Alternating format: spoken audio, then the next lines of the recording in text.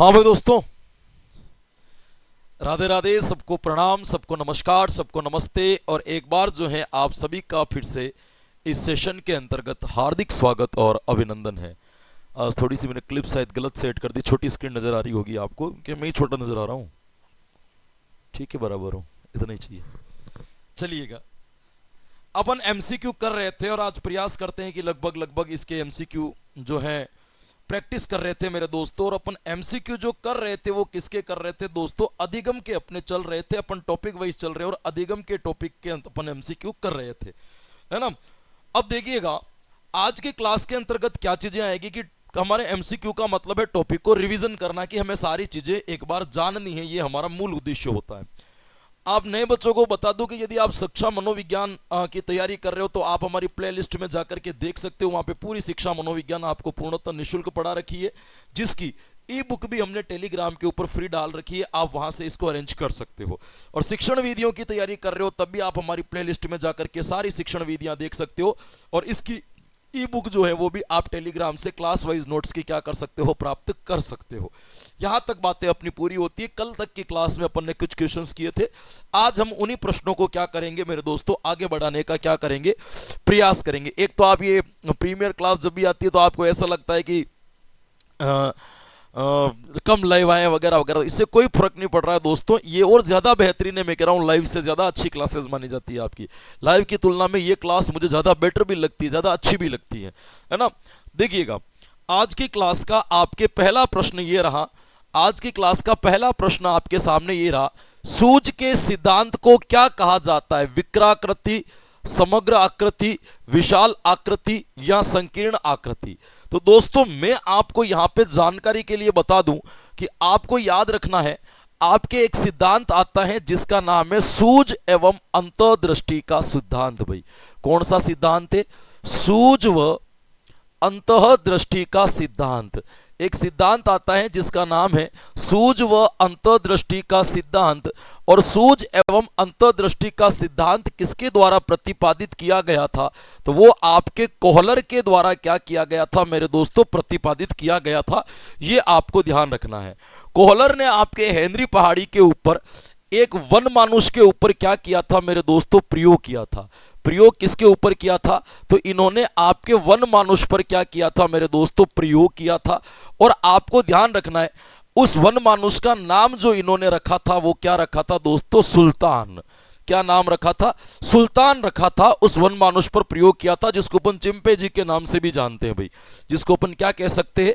उसको अपन चिंपांजी भी कह सकते हैं दोस्तों, ध्यान रखना। आपको ध्यान रखना, चिंपांजी भी कह सकते हैं। इन्होंने आपके अधिगम के अंतर्गत सबसे महत्वपूर्ण जो माना है वो किसको माना है दोस्तों? सूज। किसको महत्वपूर्ण माना है दोस्तों? सूज। सूज क्या है? तो आपको ये ध्यान रखना है कि ऐसा विचार या एक ऐसा आइडिया, एक ऐसा विचार जिससे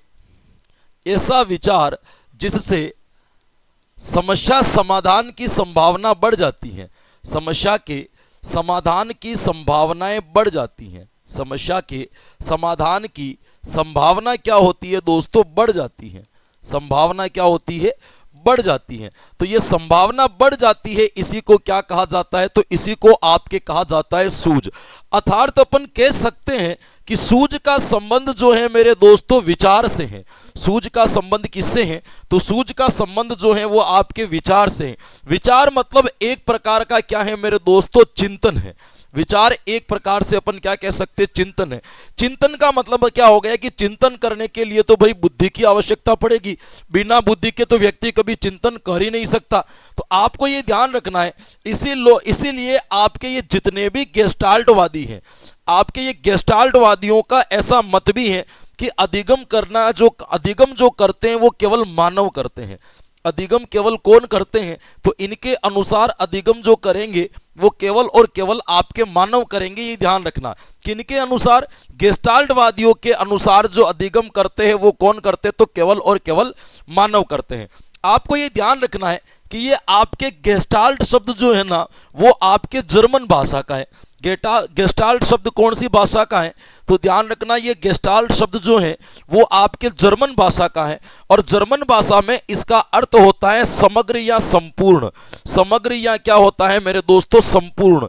इसीलिए आपके गेस्टाल्टवादी सीखने में पूर्ण से अंश शिक्षण सूत्र को महत्वपूर्ण मानते हैं। किसको महत्वपूर्ण मानते हैं?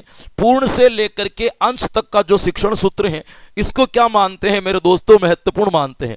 आपके प्रश्न पूछा गया कि सूज के सिद्धांत को कहा जाता है समग्र आकृति, या ना गेस्टाल्ट और समग्र या संपूर्ण से इसका अर्थ होगा, तो यहां पे आपका कौन सा विकल्प सही निकलेगा मेरे दोस्तों? बी वाला विकल्प यहां पे आपका क्या होगा? बिल्कुल सही हो जाएगा।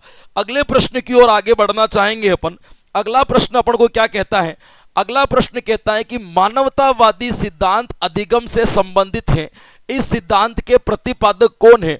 वॉटसन, रोजर्स, पावलव या हर्बर्ट? बताओ, आपके मानवतावादी सिद्धांत के बारे में आपसे पूछा गया है भाई।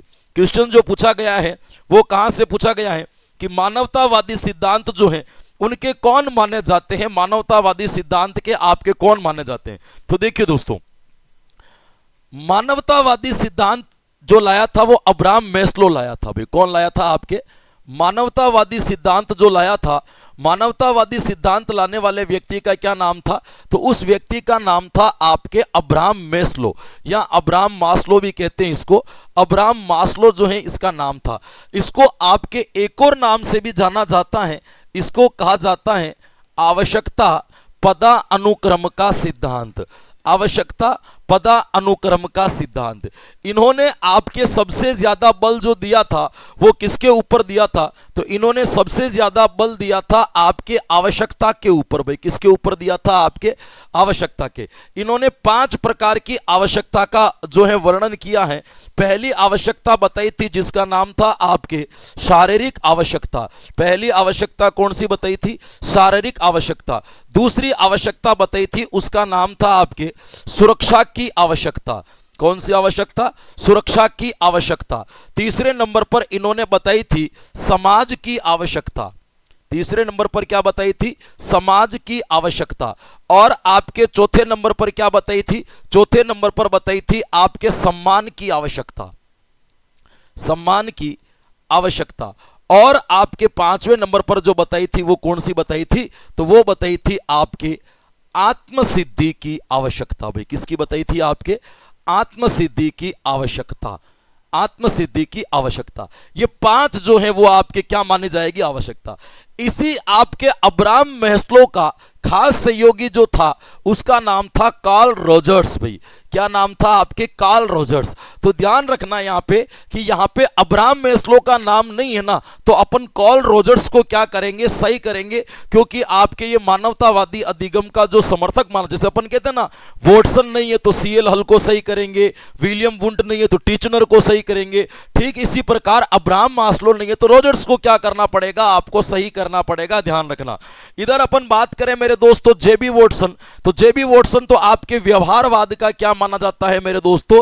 तो यह आपके व्यवहारवाद का समर्थक माना जाता है, या व्यवहारवाद का जनक भी कह दो तो कोई इसमें अतिशयोक्ति नहीं होगी, जनक माना जाता है। पावलव की बात अपन ने 2 क्लासों के अंदर 3 क्लासों के अंदर कर ही ली थी, 2-3 क्लासों में पढ़ी था।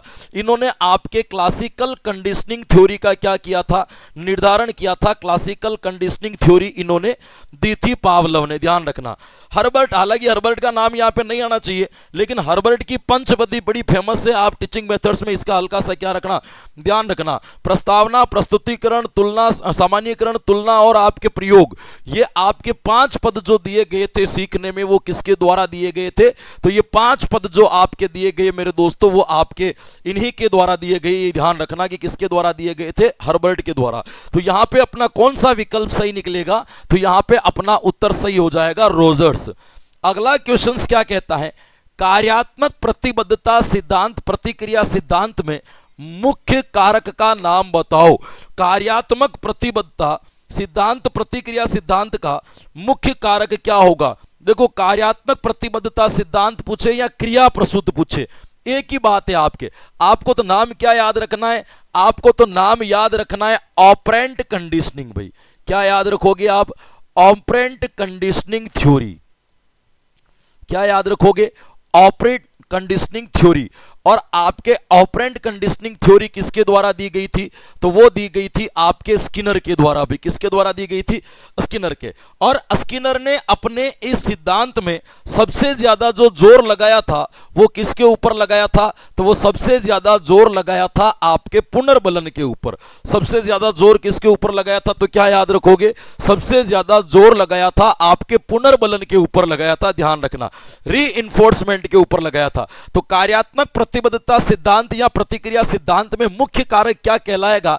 तो वो आपके कहलाएगा पुनर्बलन, या इसको अपन क्या कह सकते हैं? इसको सुदृढ़ीकरण के नाम से भी जाना जा सकता है। ये आपको क्या रखना है दोस्तों? ध्यान रखना है। सबसे ज्यादा जोर बहिर्गमन या इसके ऊपर नहीं, हालांकि आकृतिकरण के ऊपर भी स्किनर ने जोर लगाया था, जिसका नाम दिया था आपके शेपिंग। शेपिंग है ना। शेपिंग क्या चीज होती है तो मैं आपको बता देता हूं। शेपिंग का मतलब होता है मेरे दोस्तों, जैसी अनुक्रिया यदि वैसा पुनर्बलन दिया जाए। बालकों की कैसी दोस्तों? जैसी अनुक्रिया वैसा पुनर्बलन। जैसी अनुक्रिया वैसा ही क्या दिया जाए? जैसा अनुक्रिया वैसा ही क्या दिया जाए? आपके पुनर्बलन दिया जाए तो व्यक्ति का आकृतिकरण होगा सही। और अनुक्रिया से अधिक या अनुक्रिया से कम पुनर्बलन दिया जाए तो व्यक्ति की शेपिंग या आकृतिकरण कभी भी क्या नहीं हो पाएगा? आपके सही नहीं हो पाएगा। तो यहां पे अपना कौन सा विकल्प आंसर सही निकलेगा? तो यहां पे अपना बी वाला आंसर बिल्कुल क्या माना जाएगा? सही माना जाएगा। अगला क्वेश्चन देखते हैं। शिक्षण अधिगम की सूचना प्रक्रिया जो सीखने के सिद्धांत के लिए सैद्धांतिक रूप से संबंधित है। देखो, सूचना प्रक्रिया की यदि अपन बात करें तो वो कौन से सिद्धांत से आपके संबंधित मानी जाएगी? तो यहां पे हालांकि ये प्रश्न इतना जल्दी आना नहीं चाहिए था, लेकिन आ गया तो मैं आपको बताऊं।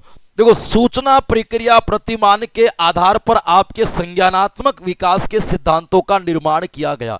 संज्ञानात्मक सिद्धांत जो है वो आपके सूचना प्रक्रिया प्रमाण के या प्रतिमान के आधार पर निर्मित है। जब मैंने आपको बुद्धि वगैरह पढ़ाया था तब मैंने आपको ये चीज़ जो है थ्योरी क्लासेस में अगर क्लियर करके बताई थी कि कैसे जो है इंफॉर्मेशन टेक्नोलॉजी के माध्यम से जो है इनका आपके कॉग्निटिव चीज़ का जो है जन्म होता है। ये सारे कंसेप्ट मैंने वहाँ पे उस टॉपिक में आपके क्लियर किए थे और मैंने बताया तभी था कि बुद्धि वाले टॉपिक पढ़ने के बाद कि मैं ये बात आपको अधिगम में जो है नहीं समझा पाया तो यहाँ पे समझाया था। ऐसी बात मैंने आपको कही भी थी, हल्का फुल्का आपको याद हो तो, है ना। शिक्षण अधिगम सूचना प्रक्रिया जो सीखने के सिद्धांत के लिए सैद्धांतिक रूप से निर्मित है वो कौन सा कहलाएगा मेरे दोस्तों? संज्ञानात्मक सिद्धांत।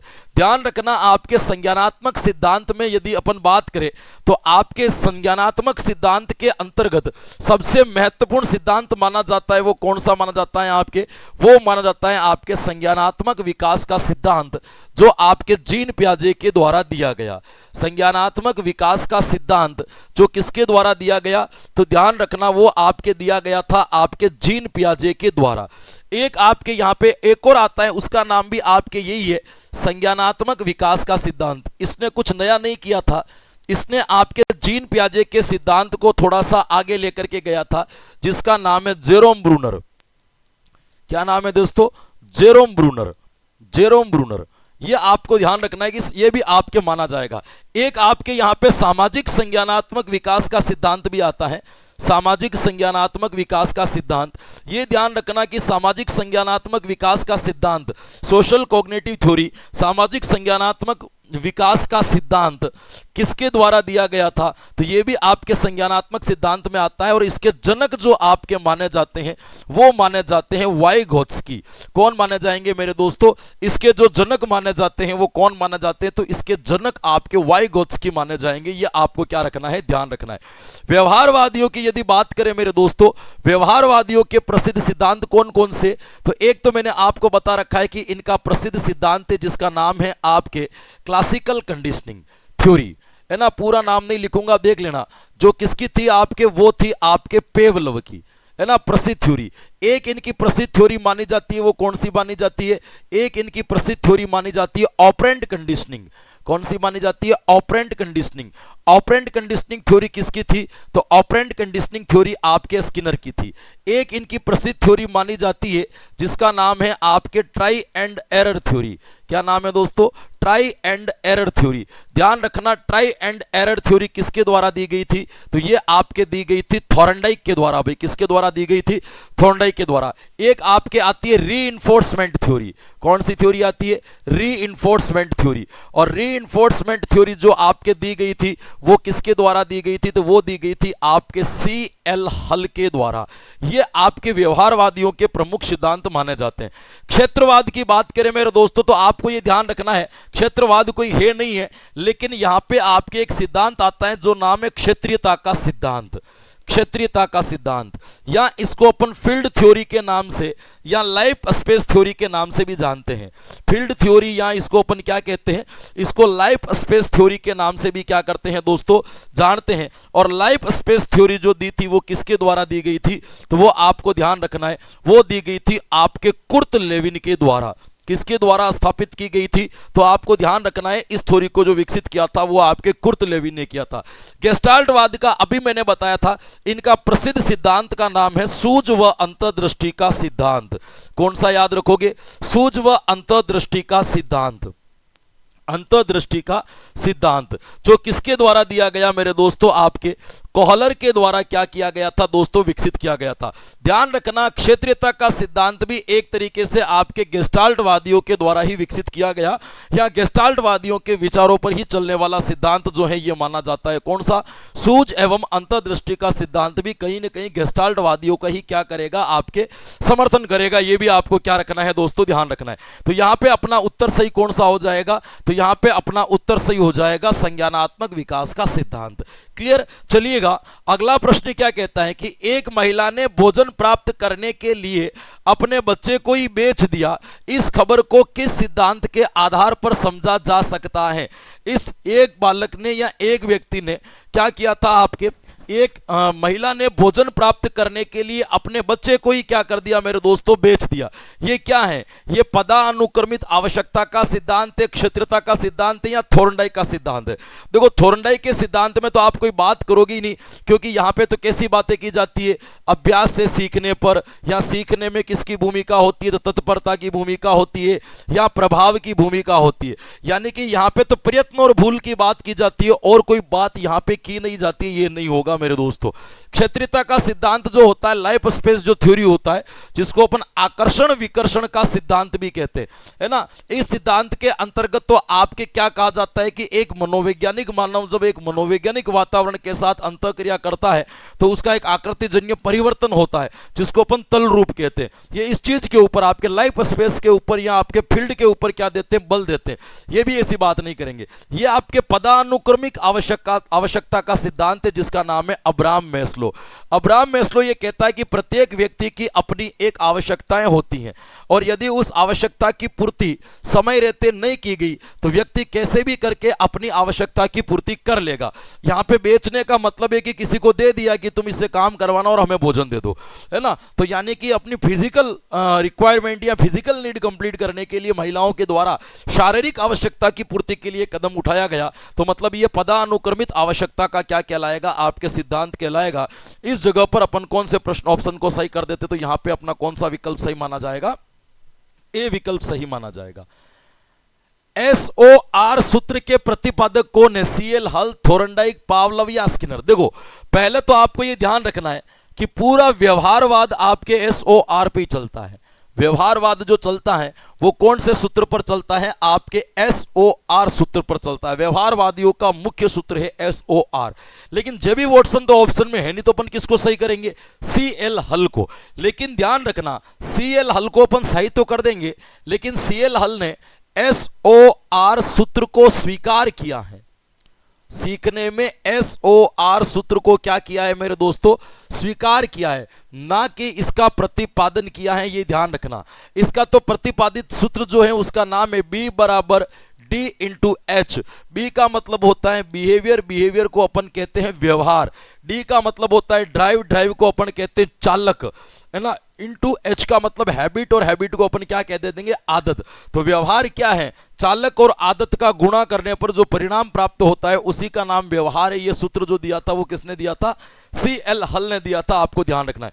इनकी बातें अब मैं वापस नहीं करूंगा कि थोर्नडाइक की ट्राई एंड एरर थ्योरी है, पावलोव की क्लासिकल कंडीशनिंग और स्किनर की आपके ऑपरेंट कंडीशनिंग थ्योरी है, ये आपके क्या रखना है। हाँ, ये बात जरूर कर लूंगा कि स्किनर जब भी आए मेरे दोस्तों तो रीइंफोर्समेंट याद रखना, पुनर्बलन। पावलोव जब भी आए तो इसमें इंपॉर्टेंट क्या याद रखोगे, इस पर इंपॉर्टेंट याद रखना अनुबंधन। और थोर्नडाइक जब भी आए तो यहां पे इंपॉर्टेंट याद रखना है आपको तत्परता, अभ्यास और प्रभाव। अभ्यास और क्या याद रखना है आपको, प्रभाव। यह जरूर याद रखना, ये सारे व्यवहारवादी मनोवैज्ञानिक। और यहां पे अपना जो विकल्प सही होगा वो भी कौन सा हो जाएगा, ए वाला विकल्प यहां पे आपको क्या माना जाएगा, सही माना जाएगा। जीन पियाजे के अनुसार संज्ञानात्मक विकास के किस चरण पर बच्चा वस्तु अस्थायित्व को प्रदर्शित कर देता है, मूर्त संक्रियात्मक, औपचारिक संक्रियात्मक, मूर्त संक्रियात्मक या संवेदी पेशी अवस्था। तो दोस्तों यहां पे आपको हल्का सा क्या रखना है मेरे दोस्तों, ध्यान रखना है। जीन पियाजे का आपके ये प्रश्न पूछा गया था, आपको पता है कि जीन पियाजे ने आपके जो सिद्धांत दिया था उस सिद्धांत का क्या नाम था, उस सिद्धांत का नाम था आपके संज्ञानात्मक विकास का सिद्धांत। क्या नाम था दोस्तों, संज्ञानात्मक विकास का सिद्धांत। भाई जीन पियाजे के सिद्धांत का नाम क्या था, संज्ञानात्मक विकास का सिद्धांत। इस सिद्धांत के अंतर्गत उन्होंने विकास की टोटल 4 अवस्थाएं बताई। भाई कितनी अवस्थाएं बताइए, 4 अवस्थाएं बताइए। सबसे पहली अवस्था बताई थी जिसका नाम था आपके संवेदी पेशीय अवस्था। कौन सी बताई थी मेरे दोस्तों, संवेदी पेशीय अवस्था। आपको यह ध्यान रखना है कि संवेदी पेशीय अवस्था जो आपके पहली बताई थी ये चलती है आपके 0 से लेकर के कितनी चलती है, आपके 2 वर्ष तक चलेगी। भाई कितनी चलेगी, आपके 2 वर्ष तक चलेगी, ध्यान रखना। इसके अंतर्गत बालक जो सीखता है ना वो आपके किन किन चीजों से सीखता है, तो ध्यान रखना इसके अंतर्गत एक तो बालक सीखता है आपके सहज क्रिया से, है ना, सहज क्रिया जो जन्म से प्राप्त होती है, एक तो सहज क्रिया से सीखता है। एक बालक यहां पे आपके अनुकरण से सीखता है, एक बालक यहां पे जो सीखता है वो किससे सीखता है, आपके प्रयास एवं भूल से सीखता है।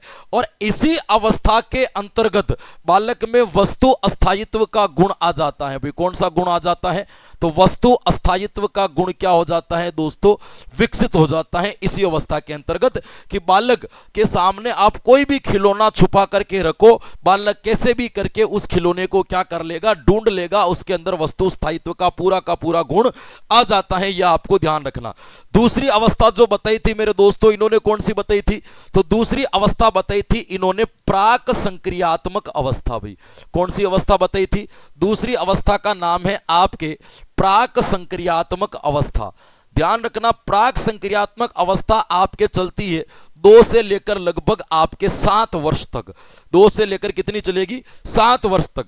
इस अवस्था के अंतर्गत बालक के अंदर एक तो भाव आ जाता है आपके आत्म केंद्रिता, आत्म केंद्रिता, है ना, बालक आत्म केंद्रित होने लगता है, स्वयं के ऊपर ही नियंत्रण होने लगता है, अपने विचारों को सटीक मानने लगता है। एक इसके अंतर्गत बालक में आ जाता है आपके अहम भाव, और इसी में आपके सूचकता का विकास भी हो जाता है। क्या हो जाता है दोस्तों, सूचकांक या सूचकता का क्या हो जाता है, आपके विकास हो जाता है। और एक यहां पे ध्यान रखना, आपके बालकों में जीववाद भी पाया जाता है। जीववाद का मतलब क्या हो जाता है कि बालक आपके क्या करेगा, इस अवस्था के अंतर्गत प्रत्येक निर्जीव वस्तुओं को भी क्या समझता है, सजीव समझता है, क्योंकि उसके अंदर जीवन संप्रत्यय का विकास नहीं हुआ है ना, लाइफ क्या है ये कंसेप्ट उसका क्लियर नहीं होता है, इसीलिए वो निर्जीव वस्तुओं को भी क्या समझता है, आपके सजीव समझता है। फिर आपके तीसरी अवस्था आती है मेरे दोस्तों, जिसका नाम क्या बताया, तो तीसरी अवस्था का नाम बताया इन्होंने मूर्त संक्रियात्मक अवस्था। इसको आपके अनौपचारिक अवस्था भी कहते हैं, मूर्त संक्रियात्मक अवस्था। ये आपके लगभग 7 से लेकर के 11-12 वर्ष तक चलती है ना, 11 से कितनी चलती है, आपके 12 वर्ष तक चलती है। इसके अंतर्गत बालक के अंदर एक गुण आ जाता है, वो होता है आपके पलटाव का गुण। कि बालक पहले क्या करता है कि बालक सीख तो लेता है, अधिगम तो कर लेता है प्राक संक्रियात्मक अवस्था में, लेकिन वो सीधा सीधा अधिगम करता है, रिवर्सेबल नहीं आ सकता, रिपीट पीछे घूम करके नहीं आ सकता। इसमें बालक के अंदर ये गुण भी क्या हो जाते हैं, आपके विकसित हो जाते हैं। एक इसी के अंतर्गत ध्यान रखना, मूर्त सिंह, इसी के अंतर्गत बालक आपके क्या शुरू कर देता है, तो इसी के अंतर्गत बालक आपके मूर्त चिंतन करना भी क्या कर देता है दोस्तों, प्रारंभ कर देता है। हल्का फुल्का वस्तुओं में क्या करना सीख जाएगा, तो हल्का फुल्का वस्तुओं में आपके अंतर करना भी क्या कर लेगा, यहां पे सीख जाएगा। चौथी अवस्था जो आती है वो कौन सी आती है, तो चौथी अवस्था जो आती है दोस्तों उसका नाम क्या है, तो चौथी अवस्था को कहा जाता है आपके अमूर्त संक्रियात्मक अवस्था, जो 12 वर्ष से क्या हो जाती है, प्रारंभ हो जाती है। कौन सी अवस्था आएगी, अमूर्त संक्रियात्मक अवस्था। ये अमूर्त संक्रियात्मक अवस्था कब प्रारंभ हो जाती है, तो ये आपके लगभग 12 वर्ष से क्या हो जाती है, तो ये 12 वर्ष से आपके क्या हो जाएगी, प्रारंभ हो जाएगी, ये ध्यान रखना।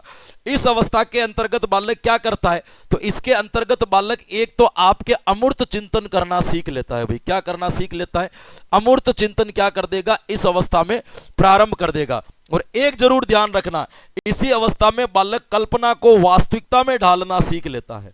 क्या सीख लेता है, कल्पना को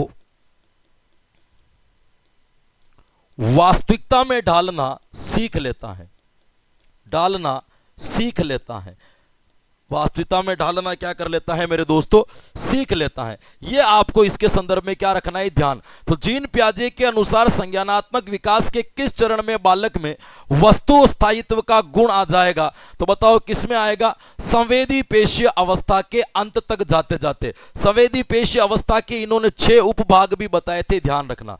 अंतिम भाग में जाते जाते मतलब 18 से लेकर के 24 माह तक जाते जाते बालक में कौन सा गुण विकसित होता है, तो 18 से लेकर के 24 माह तक जाते जाते बालक के अंदर कौन सा गुण आ जाता है, आपके वस्तु स्थायित्व का गुण आ जाता है। क्लियर, चलिएगा अगले प्रश्न की ओर आगे बढ़ते हैं। अगला प्रश्न क्या कहता है, एक विषय या परिस्थिति में सीखा गया ज्ञान किसी नवीन परिस्थिति या विषय में सीखने में सहायता करता है तो अधिगम का स्थानांतरण होगा। हमने आपको बताया था मेरे दोस्तों की थॉर्नडाइक के अनुसार, या अपन यूं कह सकते, ये ऐसे सिंपल ही समझ लो कि भाई अधिगम के स्थानांतरण जो होते हैं वो 3 प्रकार से हो सकते हैं। ये बात अपन ने कई बार कर ली है। एक जो आपके होता है उस स्थानांतरण को अपन क्या कहते हैं, सकारात्मक। एक जो होता है उसको क्या कहा जाता है, एक जो होता है उसको कहा जाता है नकारात्मक। और एक जो होता है उसको क्या कहा जाता है, तो एक जो होता है उसको कहा जाता है शून्य। तो ध्यान रखना, जब आपका पूर्व ज्ञान आपके नए ज्ञान में क्या करता है मेरे दोस्तों, आपका पूर्व ज्ञान आपके नवीन ज्ञान के अंदर क्या करेगा, मदद करता है, या नवीन ज्ञान के अंदर क्या करेगा, आपके सहायता करेगा, तो उसको क्या कहेंगे, सकारात्मक। नकारात्मक में क्या होता है कि आपका पूर्व ज्ञान जो होता है वो आपके नवीन ज्ञान में क्या करेगा, तो वो आपके नवीन ज्ञान के अंदर अवरोध पैदा करेगा। भाई क्या पैदा करेगा, आपके अवरोध पैदा करेगा, ये आपको ध्यान रखना है। और तीसरे नंबर पर जो आता है वो आपके कौन सा आएगा, शून्य स्थानांतरण। शून्य स्थानांतरण क्या होगा कि आपका जो पूर्व ज्ञान है ना, जो प्रीवियस नॉलेज है, वो आपके नए ज्ञान को, आपके नवीन ज्ञान में न तो आपके क्या करेगा, किसी प्रकार का अवरोध उत्पन्न करेगा, और नहीं आपके किसी प्रकार का क्या करेगा, सहायता करेगा। तो इन्होंने पूछा है कि एक परिस्थिति में सीखा गया ज्ञान किसी नई परिस्थिति में सीखने में सहायता करता है, तो सहायता करने वाला सकारात्मक कहलाएगा। तो यानी कि ए वाला विकल्प यहां पे अपना क्या हो जाएगा, बिल्कुल सही हो जाएगा। चलिएगा अगले प्रश्न की ओर आगे बढ़ते हैं। एक बालक गृह कार्य और शनिवार को शनिवार लिखता है। ये प्रश्न मैंने पहले करवा भी रखा है, सही है ना। तो ये ध्यान रखना है कि उसके अंतर्गत आपके कौन सा दोष माना जाएगा। तो दोस्तों आपके ये एक प्रकार का, एक बालक गृह कार्य और गृह कार्य को ये लिखता ना, इसके अंतर्गत आपके एक रोग आता है जिसको कहा जाता है डिस्ग्राफिया। तो ये डिस्ग्राफिया के कारण जो है बालक जो क्या करेगा मेरे दोस्तों, इस प्रकार का जो है, हाँ है ना, जो आपके क्या माना जाएगा, रोग माना जाएगा। ये आपके अक्षमताओं से प्रश्न पूछा गया है। मैंने ना आपको टीचिंग मेथड में ये बातें बता दी थी, सारी अक्षमताओं वाली। जिन बालकों ने टीचिंग मेथड्स की क्लास देखी होगी उसको मैंने सारा पढ़ा रखा है। Dyspraxia, dyslexia, dysorthographia, auditory processing disorder क्या होता है, जो है ना, sensory integrates and progressive disorder क्या होता है, प्रोसेसिंग डिसऑर्डर क्या होता है, सब कुछ मैंने आपको 15 एक डिसऑर्डर वहां पे पढ़ा रखे हैं। अंतर्दृष्टि कभी पूर्व दृष्टि व कभी पश्चात दृष्टि होती है। उपयुक्त कथन किसका होगा बताओ, कहलर, वुडवर्थ, कोपका या आपके क्लेरफर्ड, कौन माना जाएगा? हाँ, ये कथन अंतर्दृष्टि कभी कभी तो आपके पूर्व दृष्टि होती है। अंतर्दृष्टि क्या होती है? अंतर्दृष्टि कभी, अच्छा कौन सी लाइट बंद हो गई क्या? अंदर कैसे हो गया यार? अंतर्दृष्टि जो होती है वो क्या होती है आपके? कभी कभी पूर्व दृष्टि होती है, कभी कभी पश्चात दृष्टि होती है। उपयुक्त कथन किसके द्वारा दिया गया था? वुडवर्थ का। लेकिन अंतर्दृष्टि का सिद्धांत किसके द्वारा दिया गया? तो ध्यान रखना, अंतर्दृष्टि का सिद्धांत किसके द्वारा दिया गया? तो अंतर्दृष्टि का सिद्धांत आपके कोहलर के द्वारा दिया गया था, ध्यान रखना। और ये भी ध्यान रखना, इसका कोफ का जो है वो भी आपके कौन माना जाता है? तो कोफ का भी आपके एक प्रकार से गेस्टाल्टवादी माना जाता है। कौन माना जाता है? गेस्टाल्टवादी। एक चीज हमेशा और ध्यान रखना मेरे दोस्तों, आपके समस्या समाधान से जुड़ी जितनी भी विधियां हैं ना, किससे जुड़ी हुई? समस्या समाधान से जुड़ी विधियां। समस्या समाधान से जुड़ी जितनी भी विधियां हैं, उन सभी विधियों का विकास आपके गेस्टाल्टवादियों के सिद्धांत पर हुआ है।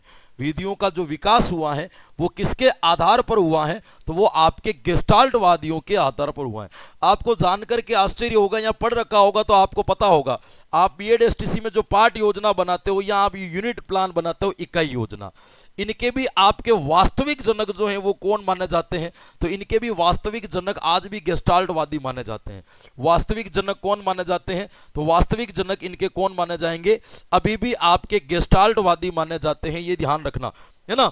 बाकी इनके जनक अलग है। इनका जनक जो है अपन किसको मानते हैं? आपके हर्बर्ट को मानते। इकाई योजना का जनक जो है अपन किसको मानते? तो इकाई योजना का जनक अपन किसको मानते?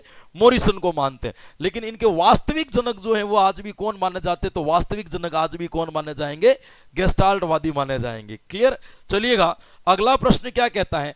जब शरीर के एक भाग अंग से सीखा हुआ ज्ञान दूसरे भाग के अंदर सहायता पहुंचाए तो उसको क्या कहते हैं? तो दोस्तों उसको कहा जाता है आपके द्विपक्षीय या द्विपार्श्विक स्थानांतरण। भाई अपने शरीर के दो भाग होते हैं, आपने एक भाग से कोई चीज सीखी और वो भाग यदि काम करना बंद कर दिया तो वो चीज आपके दूसरे भाग में अपने आप आ जाती है। जैसे मान लीजिए दाएं हाथ से अपन ने सारा काम करना सीखा, एक समय के बाद में दायां हाथ काम करना बंद हो गया, तो दाएं हाथ के जो गुण है वो अपने आप किसके अंतर्गत स्थानांतरित हो जाता है? बाएं हाथ में। और थोड़े दिन के बाद में बायां हाथ ठीक वैसे ही काम करने लग जाता है जैसे हमारा पहले दायां हाथ काम करता था। इसको द्विपार्श्विक स्थानांतरण कहा जाता है, ध्यान रखना।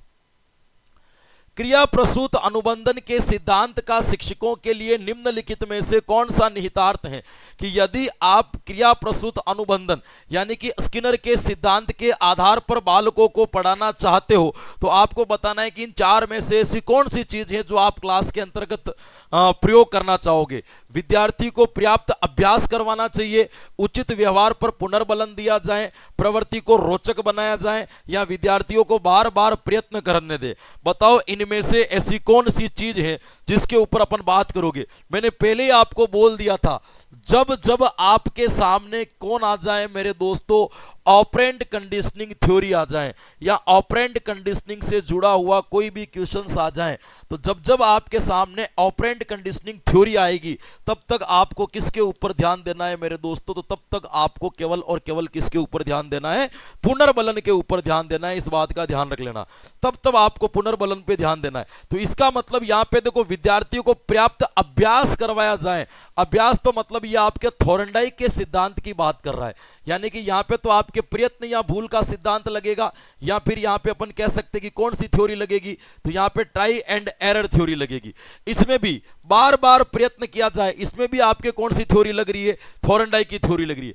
प्रवृत्ति को रोचक बनाया जाए, इंटरेस्टिंग बनाया जाए, मतलब जीवनवय के साथ में आपके समन्वय किया जाए, तो यहां पे गेस्टाल्टवादी या संज्ञानवादियों की विचारधाराएं जुड़ती है ना। तो यहां पे आपको ध्यान रखना है, उचित व्यवहार पर क्या दिया जाए मेरे दोस्तों? पुनर्बलन दिया जाए। यही तो थॉर्नडाइक कहता है ना। यदि उचित व्यवहार पर आप सही पुनर्बलन दोगे तो प्राणी का आपके आकृतिकरण जो होगा वो क्या होगा मेरे दोस्तों? सही होगा। या व्यक्ति की या प्राणी की जो शेपिंग होगी वो क्या होगी? आपके सही होगी। आकृतिकरण की जो दिशा होगी वो भी क्या होगी? आपके सही होगी। यह आपको क्या रखना है दोस्तों? ध्यान रखना है। चलिएगा, अगला प्रश्न क्या कहता है? ज्ञान प्राप्त करने के लिए प्रत्यक्षीकरण, स्मरण करना, समस्या का समाधान करना, निर्णय लेना, चिंतन आदि एक जटिल सेट को क्या कहते हैं? संवेदना, स्मृति, अधिगम या संज्ञान? बड़ा अच्छा प्रश्न है दोस्तों। ये क्या कहा जाएगा? देखो आपको ध्यान रखना है, प्रत्यक्षीकरण, स्मरण, समझना, निर्णय, चिंतन आदि के जटिल सेट को अपन क्या कहते हैं मेरे दोस्तों, ध्यान रखना। देखो संवेदना क्या होती है, तो आपको ध्यान रखना है कि भाई हमारे पास में जो ज्ञान आता है वो कहां से आता है, ज्ञानेंद्रियों से। कहां से आएगा, ज्ञानेंद्रियों से। तो ज्ञानेंद्रियों से प्राप्त मस्तिष्क को, ज्ञानेंद्रियों से प्राप्त मस्तिष्क को जो प्रथम सूचना होगी, जो आपके कौन सी सूचना होगी, आपके पहली सूचना होगी, प्रथम सूचना होगी, उसको क्या कहा जाएगा, आपके संवेदना कहा जाएगा। और संवेदना ही आपके क्या है मेरे दोस्तों, चेतना है। संवेदना ही आपके क्या है, चेतना है। ध्यान रखना आपको, इधर इधर आइए एक बार, इधर भी देखिए। हमारे अंदर जो ज्ञान का निर्माण होता है ना, ज्ञान का जो निर्माण होता है वो 3 पीढ़ियों में होता है। ज्ञान निर्माण की सीढ़ियां भी कहते हैं, इनको पीढ़ियां भी कहते हैं। ज्ञान निर्माण की क्या कहते हैं, आपके सीढ़ियां भी कहते हैं, और ज्ञान निर्माण की क्या कहते हैं, आपके पीढ़ियां भी कहते हैं। तो हमारे अंदर जो ज्ञान का निर्माण होता है वो 3 सीढ़ियों में होता है। सबसे पहले तो क्या आती है, सबसे पहले आती है हमारे अंदर संवेदना। संवेदना के बाद ये प्रथम पीढ़ी है ज्ञान निर्माण की। दूसरी पीढ़ी जो होती है उसको कहा जाता है प्रत्यक्षीकरण, अपनी आंखों से देखना। संवेदना का मतलब पहली सूचना, फिर उस सूचना का कन्फर्म करना। और तीसरे नंबर पर आता है संप्रति, कंसेप्ट बना देना कि जो सूचना आई है उसको किस आधार पर आगे भविष्य में समझा जाएगा। ये 3 चरण माने जाते हैं आपके ज्ञान निर्माण के। उसमें पहला चरण जो है वो कौन सा होगा, संवेदना होगा, ध्यान रखना।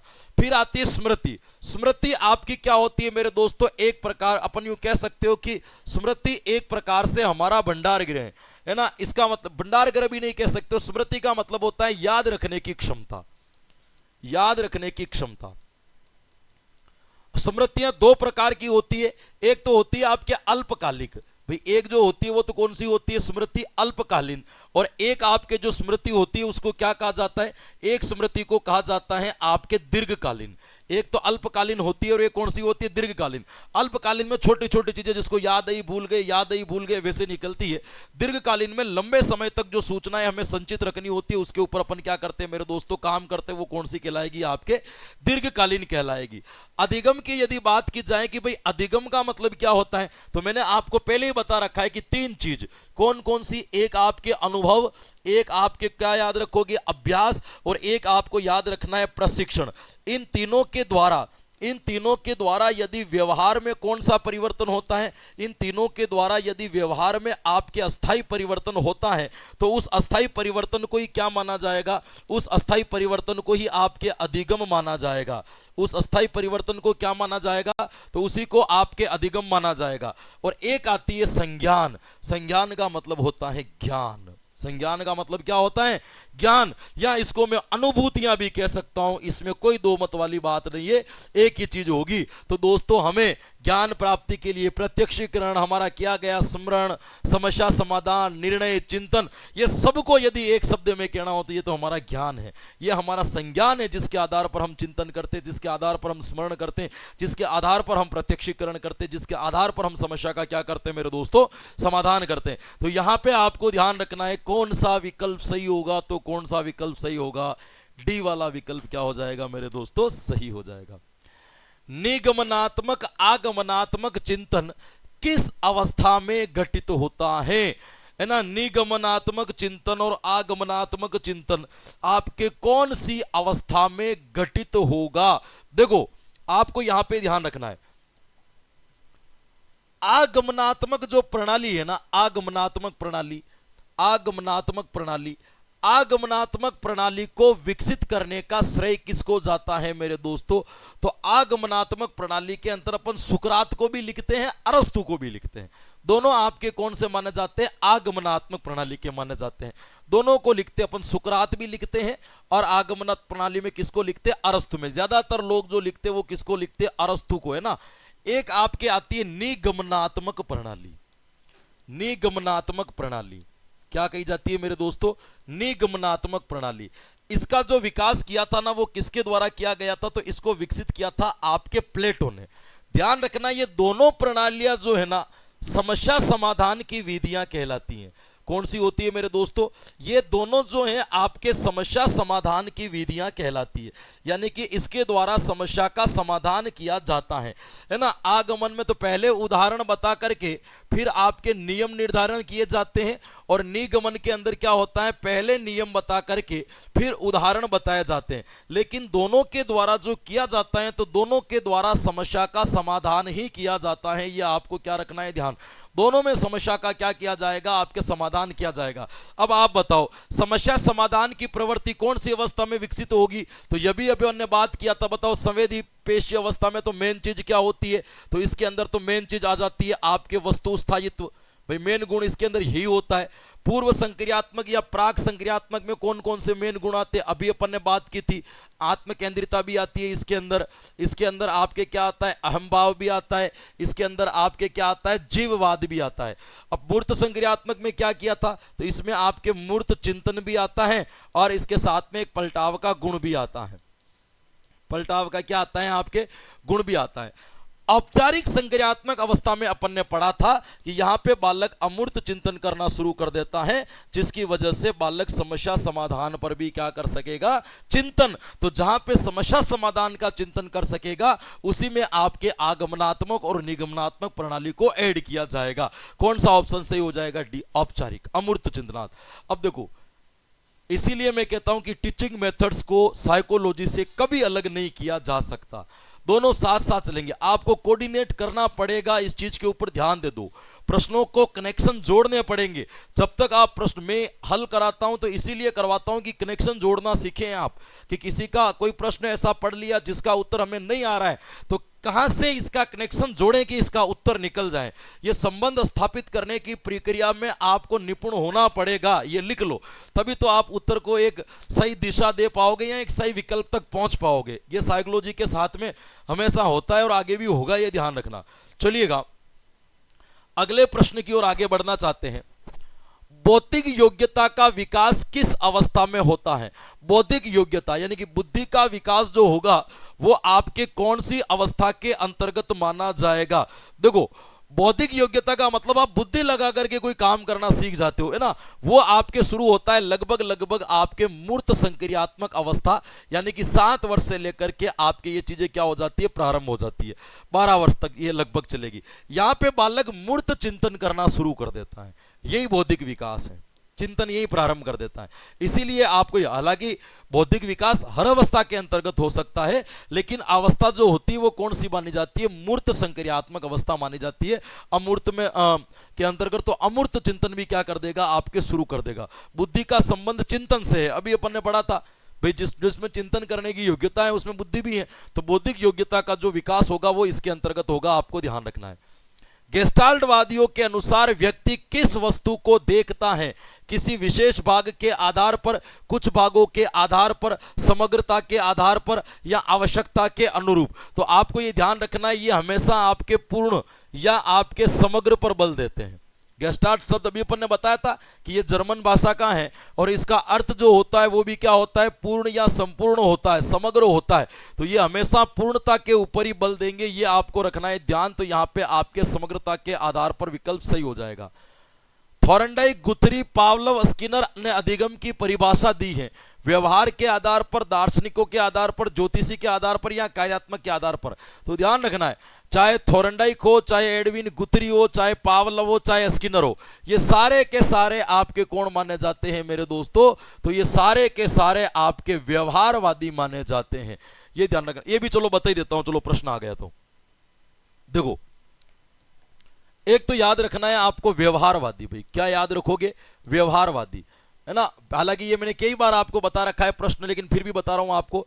व्यवहारवादी में बड़े बड़े नाम याद रखना है तो स्किनर, एक याद रखना है आपको सीएल हल, एक याद रखना है आपको थॉर्नडाइक, एक याद रखना है पेवलव, है ना, और एक आपको याद रखना है एडविन गुथरी। ये तो वो लोग हैं जिन्होंने आपके सिद्धांत दिए थे। इनके अलावा भी आपके नाम आते बहुत सारे, वो क्या क्या आते तो आपको ध्यान रखना है। इसके अंतर्गत आपके पिल्सबरी का नाम भी आता है, इसके अंदर आपके मन का नाम भी आता है, बोरिंग का नाम भी आता है, वुडवर्थ का नाम भी आता है, वुडवर्थ का नाम। और ये सब जिसके पीछे हैं उस महान व्यक्ति का नाम क्या है? जेबी वॉटसन। ये सारे आपके कौन कहलाएंगे मेरे दोस्तों? तो इन सब का संबंध आपके व्यवहारवादियों से माना जाएगा।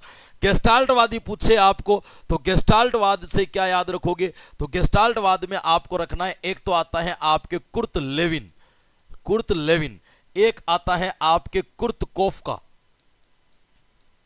कुर्ट कोफका, एक आपके इसी के अंतर्गत आ जाता है कोहलर, एक आपके इसी के अंतर्गत आ जाता है मैक्स वर्दाइमर, मैक्स वर्दाइमर। ये आपको नाम जो याद रखने गेस्टाल्ट में याद रखने। इसी से थोड़ा सा उभर करके भाग अलग हो गया था, हालांकि इसको अपन अलग मान भी नहीं सकते, लेकिन जो अलग भाग हुआ था उसका नाम क्या था? आपके संज्ञान। भाई क्या नाम था आपके? संज्ञान। तो ध्यान रखना, लेट गई, संज्ञान। संज्ञान के अंतर्गत आपके आते, एक तो याद रखना जीन पियाजे। भाई क्या याद रखना है आपको? जीन पियाजे। और एक क्या याद रखोगे? तो एक आपको यहां पे याद रखना है वाइगोत्स्की। क्या याद रखोगे? वाइगोत्स्की।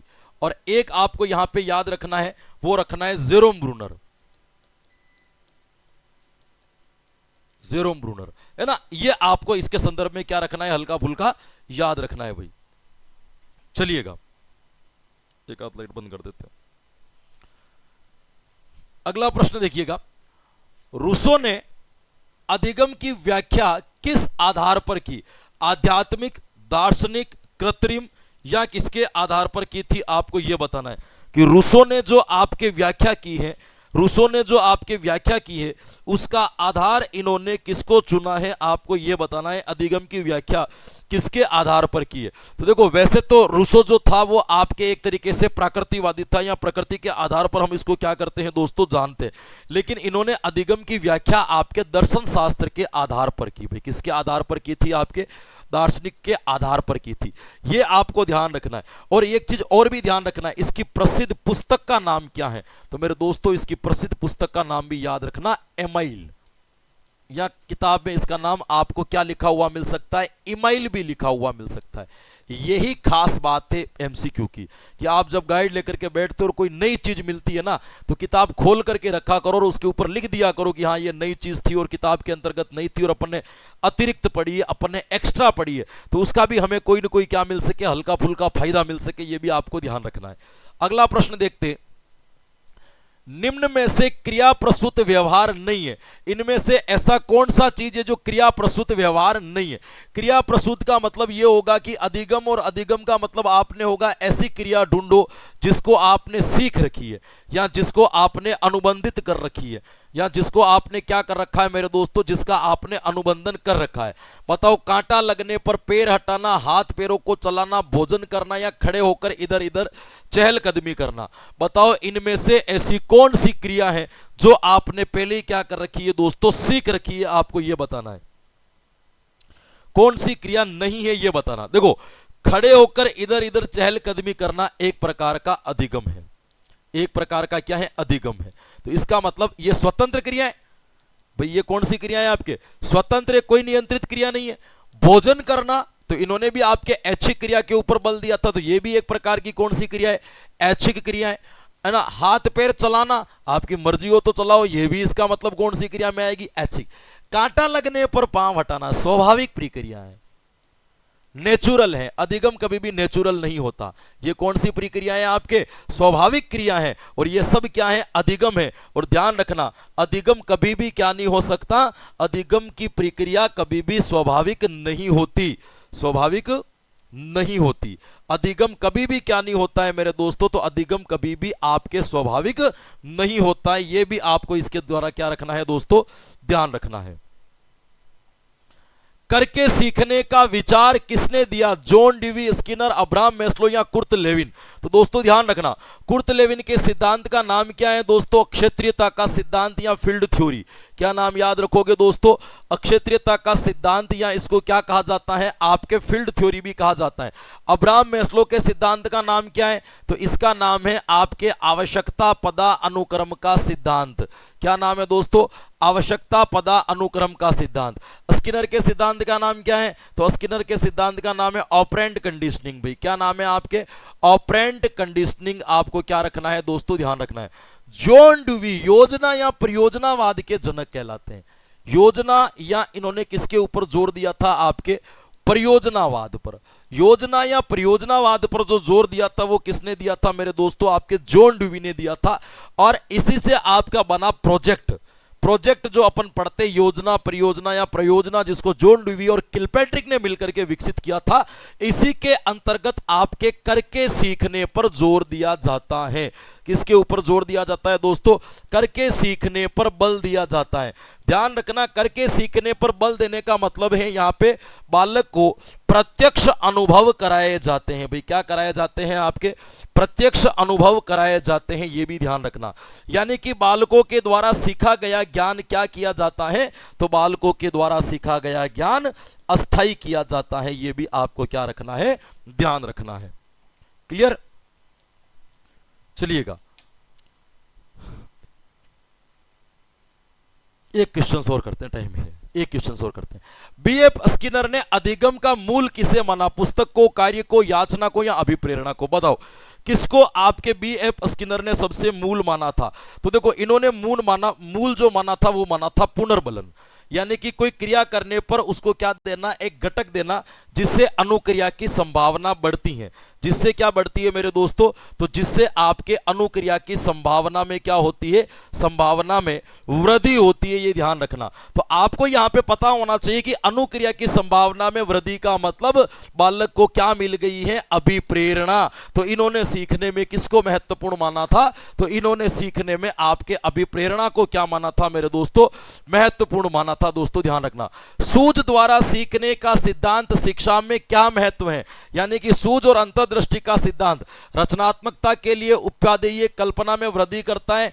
कठिन विषयों को सीखने में उपयोगी या उपयुक्त सभी, देखो सारे गुण हैं। सूझ का मतलब चिंतन करना, रचनात्मक के लिए भी चिंतन की जरूरत होती है, कल्पना में भी विचार होते हैं, और कठिन विषयों का उपयोग करने के लिए भी चिंतन की जरूरत होती है, सूझ की जरूरत होती है, विचारों की जरूरत होती है। तो यहां पे भी आपके उपयुक्त सभी सही माना जाएगा। लाइटें चली गई, इससे ज्यादा मैं जोर लगाऊंगा अभी प्रोजेक्टर बंद हो जाएगा और आपके पैनल बंद हो जाएगा और क्लास यहीं पर रुक जाएगी। तो अपन ऐसी जबरदस्ती करेंगे नहीं, क्योंकि जितनी क्लास अपन को चाहिए उतनी क्लास हमारे पास में होगी 50-52 मिनट की। और आज अपन ने क्वेश्चंस भी बड़े अच्छे किए थे दोस्तों, 23 क्वेश्चंस किए आज की क्लास के अंदर। 23 क्वेश्चंस का अपन ने क्या किया था, सॉल्यूशन किया था। कमेंट बॉक्स में जाकर के कमेंट जरूर करना है कि क्लास कैसी लगी। बढ़िया लगी है तो चिंता करने की जरूरत ही नहीं है। तो आज की क्लास में जो कुछ भी पढ़ा, सीखा, जाना, समझा, याद किया, वो आपके आने वाली प्रतियोगी परीक्षाओं में बड़ा लाभकारी या हितकारी सिद्ध होगा, ऐसी भी आशा करता हूं, ऐसा मुझे विश्वास है। तो बिल्कुल हंसते रहे, मुस्कुराते रहे, प्रसन्नचित रहे, आनंद में रहे, मजे लेते रहे, लेकिन साथ साथ में अपनी तैयारी को भी जोर और शोरों से जारी रखें। कल फिर मिलेंगे कुछ नए कंटेंट के साथ में, तब तक के लिए मुझे दीजिए आज्ञा। Thank you so much. Radhe Radhe and जय हिंद।